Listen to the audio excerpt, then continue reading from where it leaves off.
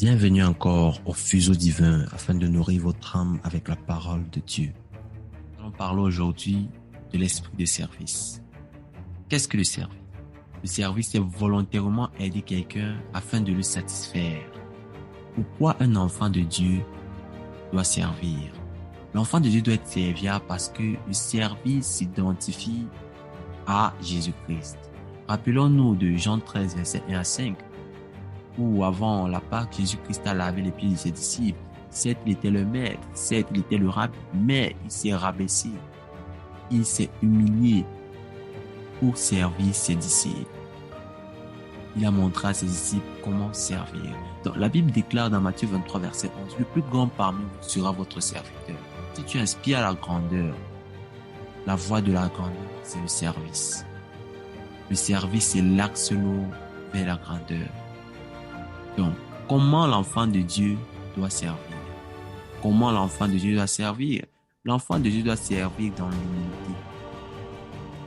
L'enfant de Dieu doit servir dans l'humilité. La Bible déclare dans 1 Pierre 5, verset 5, que le Seigneur résiste aux orgueilleux, mais il fait grâce aux humbles.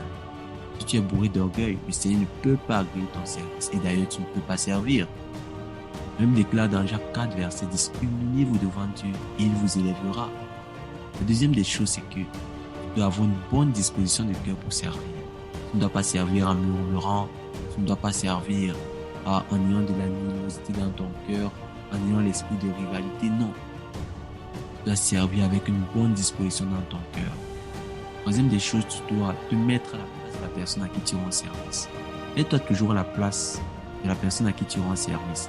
Pose-toi la question, est-ce que j'aurais aimé qu'on me rende ce service comme je suis en train de le faire à mon prochain?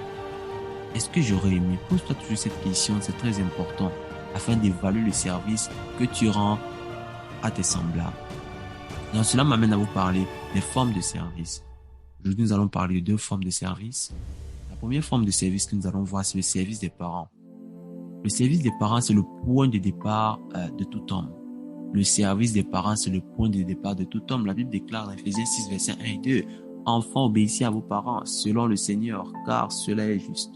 Honore ton père et ta mère. » C'est le premier commandement avec une promesse, afin que tu sois heureux et que tu vives longtemps sur la terre. Donc, le service te garantit la grâce divine et une vie remplie de bonheur. Si tu aimerais vivre longtemps sur terre, sers tes parents. Sers tes parents. C'est le lieu sûr où tu peux avoir les grâces divines, le bonheur. Si tu veux la prospérité, commence par servir tes parents. Amen.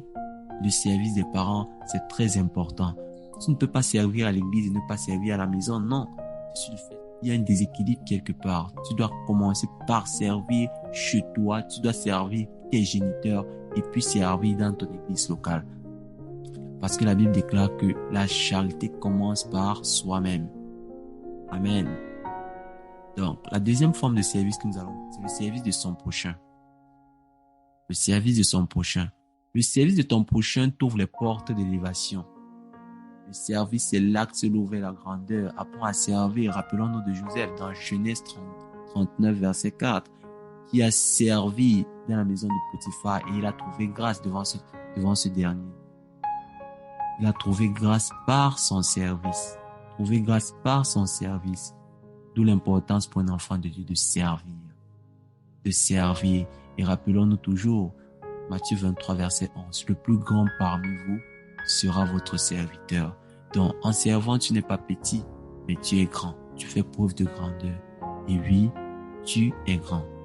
Donc, la question ultime que j'aimerais vous poser aujourd'hui, qui est le plus grand? Celui qui est à table ou celui qui sert? Pensez-y, que le Seigneur vous bénisse.